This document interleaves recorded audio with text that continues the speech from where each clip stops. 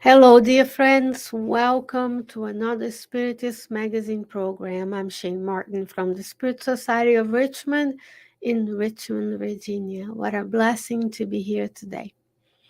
Here we are with another program, another article from one of the issues of the Spiritist magazine, reminding everyone you can access all of the issues of the magazine, the link to the app, and the link to order a physical copy of the magazine if that's what you wish to do. This is one example of one of the issues at spiritistmagazine.org. You have a contact form, you have a link to the Facebook page, many resources for you and I to cherish these beautiful teachings that are brought to us from the higher realms.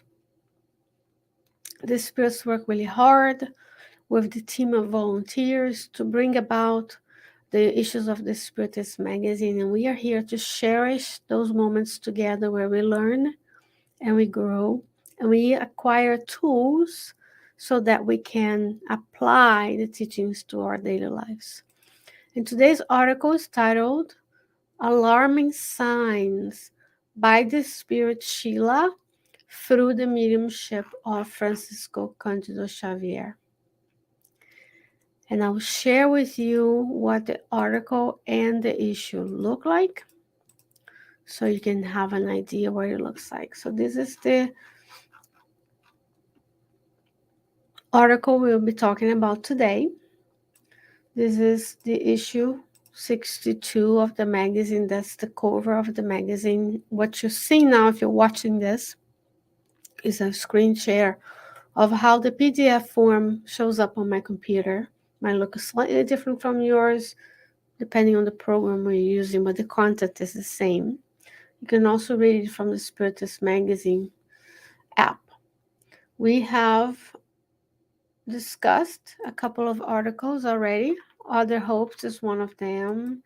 Recipe Against Selfishness is another one. So today, if you keep scrolling,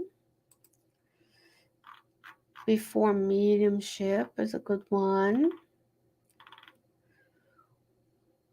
We were talking about alarming signs. And what are the alarming signs in our lives that may show to us that we may need to do a course correction? Remember, this reincarnation is so blessed that we are here together today.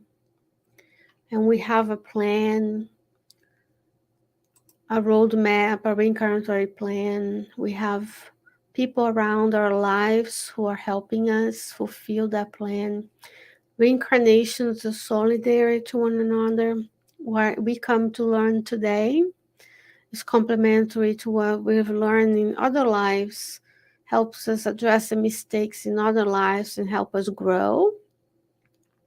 And the future reincarnations will help us in this process of progressing each and every day. So when we have a goal, a course, sometimes we need course corrections, right? We find ourselves derailing from the path of goodness, and some of the alarming signs of the need for course correction and the negative influence of spirit around us can be seen. And those are signs that we may be under an obsessive process. So here, the Spirit Scheilla is going to give us 10 signs, red signs, beautiful analogy. The semaphore, the traffic light, right? Red is stop, others go. Yellow is caution, so you need to slow down to be prepared to stop. And green is go, is move. In the green, in the yellow, and in the red, we're always vigilant. Watch and pray, said the master. And here, signs of obsession. Obsession is defined in the medium's book as the negative persistence influence of one spirit over the other. And obsession has multiple levels. I'm going to encourage you to go to the medium's book You can visit kardecpedia.org to access all the books of Kardec. And then we want to be aware of what the signs are so that we can be mindful and vigilant and course correct so that we can continue to do the good. Shall we see the 10 red signs? So she says, I'm going to cut here so you only see one sign at a time. It's going to make it look really big on your screen. She says, when we enter in the tune of impatience, who is not impatient sometimes, right? There'll be days we're very patient, there are days we're not very patient. But when we enter in the tune of impatience, we change our vibratory tone that could allow us to connect with those spirits who have a negative or want to have a negative influence on us. Remember, we're not victims. We allow those processes to go within ourselves and our minds, and other minds can connect to us. So when we are impatient, we are rude, we don't make good decisions, we become sour and unpleasant, and we are showing that we don't trust in God because everything happens at God's will and time. Number 2, she says, when we believe our pain is the largest, it's natural that we grow and we think that when you're going through some difficulty, be it physical, psychological, emotional, in your relationships at work, then we think our pain is the largest.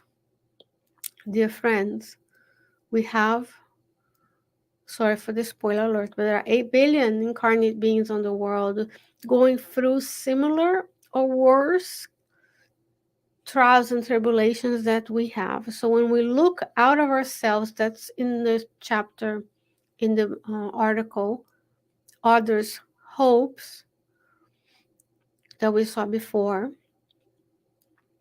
Then when we remove the focus from inward to outward, we start looking around for things to do to help others because there is greater suffering elsewhere in all realms of life. Not to diminish our suffering, but when we help others, we're helping ourselves. We're building the foundation to progress. We're building relationships in the physical and the spiritual. We're practicing patience. We're practicing detachment.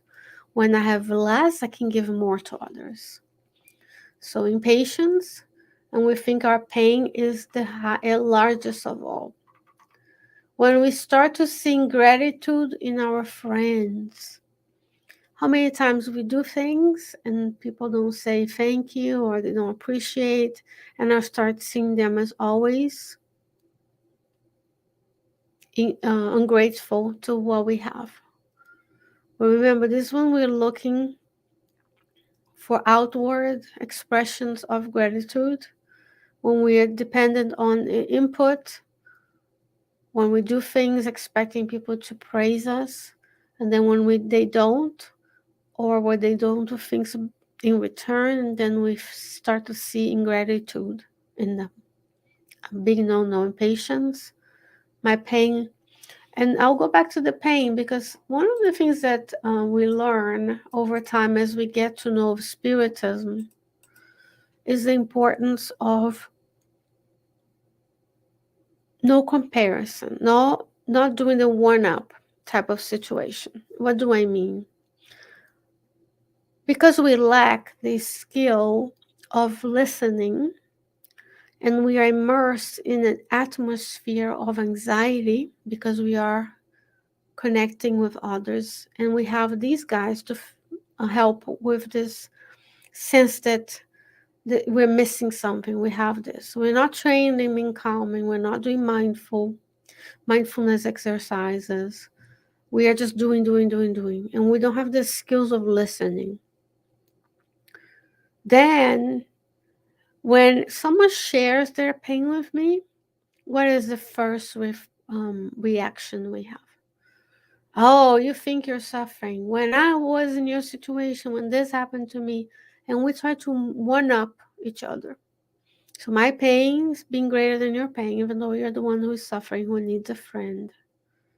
And then we reverse, right? We have to always think of, if I were in pain, would I like someone to try to say that their pain was the greatest and diminish mine? The answer hopefully is no. Therefore, we don't do that. But we go one step ahead, because in Luke 6, for example, it's in the Gospel according to Spiritism, Law of Love, chapter 11. Jesus says, do unto others what you want them to do to yourself. So when I'm in pain, I want people to listen. Therefore, I listen. When I'm in pain, I don't want a comparison. Therefore, I don't compare. Easier said than done right now. Who am I, right? We are here just relaying the information from Scheilla and dissecting. As a scientist, I can't help but dissect each phrase. There's so much we can talk about each phrase. So impatience, pain comparison, ingratitude. When we imagine the cruelty in the companion's attitudes, when we see what they do with the intent of harming others, harming ourselves, when we say, they did this to hurt me, they did this to make me mad, starts imagining that they are out there to get us, could be a red sign of obsession. That Sheila's saying that to you, right? When we comment on the unhappy side of this or that person, very common, to people to bond. Sometimes we make a comment about someone. Sometimes the comment is silence, because we make a mental comment. Oh, that person looks lazy. That person's late. That person this, and we're unaware that we are making connections with spiritual friends who are there and helping us. They're connecting with us and creating this cycle of gossiping, of bringing people down, which is different from sharing with a trusted friend or sharing with a psychotherapist that you're concerned about someone due to their behavior, they're unsafe, or you're pointing out behavior so that you can learn how not to do that and be better. But when we start commenting about the less ideal qualities, when we claim esteem and recognition, very common, especially with these devices and apps where it's all about the likes. It's all about how many followers the Spiritist Center has, is how many posts we have, how many homeless we helped, how many elderly we helped. When we, instead of sharing so that we can show to others it's possible to give up some of your weekend time to help others versus showing off. We're claiming that people constantly praise us and tell us how great we are. When we suppose that our work is excessive, we see a lot of these in the Spiritist movement, right? People come once a week for 1 hour and they think they're doing a lot. When Christ is working all the time, when God has been working for all time for us, and we can't understand why our lives don't move forward. And yes, it's hard to hear this. And who am I? I'm not judging, I'm just making a comment. But we have to readjust in this trials and expiation world through the planetary transition, through all the books we have about it, Spiritist books. We have to wake up to the reality that we are here to serve and not be served. And that starts in the infancy, that starts in childhood. When we pass the whole day demanding effort without rendering the lightest service, we spend the whole day being served, but we haven't helped anybody. We spend the whole weekend enjoying ourselves, but we haven't helped anybody. Not even the person who is at the corner asking for help, food, money, or volunteering at the Spiritist Center. If you don't have a Spiritist Center doing the gospel at home, that's a service. So we get the whole day thinking that the world is here to help us, to serve us. And then we're not resilient when reality shows us that we're not the center of attention, right? Another one very common, this is from Scheilla. When we intend to flee from ourselves through the drop of alcohol and the pinch of narcotics or drugs of any kind, setting aside alcohol, no matter how much amount, there's no health benefits. It's a poison. Narcotics have their place in medical care, very carefully administered in supervision, but there's no drug that brings benefits. We have accidents, domestic violence, homicides, liver failure, breast cancer. Do you know that your breast cancer risk is much higher if you drink alcohol? And many other types of cancers because the metabolites of alcohol are toxic. So when we intend to flee from ourselves, we can't think, we don't want to feel joy, we don't want to feel stress, we don't want to feel the difficulties of life, and we drink. And we justify socially the drinking. It could be obsession. There's one book from André Luiz that shows the gentleman's at home reading a newspaper, and he has alcohol in his house. He thinks he wants to drink.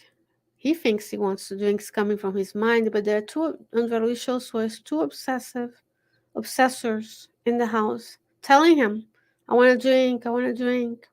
Then he goes and drinks. If that's the only way we can relax, we have different issues. We can look for this fleeing of ourselves. We need to look for psychological help. We need to look for community service. Some people may need medical, psychiatric help. Some will need rehab. But as a society, we need to detach from this fleeing from responsibility,